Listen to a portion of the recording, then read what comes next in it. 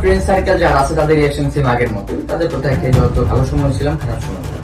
ছাত্র জনতার অভ্যুত্থানে হাত হারানো আর যে আতিকুল গাজী বলেছেন, আপনারা যদি সংস্কার ছাড়াই ক্ষমতা চান তবে আমার ১৬০০ শহীদ ভাইয়ের জীবন ফিরিয়ে দিন, আমার ২২,০০০ আহত ভাইয়ের আগের সুস্থ জীবন ফিরিয়ে দিন, আমার হাত ফিরিয়ে দিন।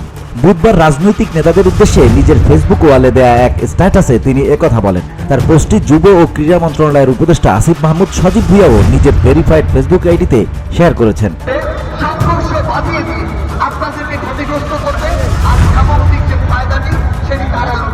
এর আগে আহত হওয়ার পর এক প্রতিক্রিয়ায় আতিকুল বলেছিলেন, আমি আবেগ নয় বিবেক দিয়ে বলছি, আপনারা কি ভাবছেন ভয় পেয়ে গেছি? না না, আমি ভয় পাওয়ার ছেলে না। আমাদের ডাক দিয়ে দেখেন, আমরা আবারও মাঠে আছি, হয়তো এক হাত চলে গেছে তাতে কি, এখনো জীবন আছে, দেওয়ার জন্য প্রস্তুত আছি। ধন্যবাদ। VOD Bangla news desk.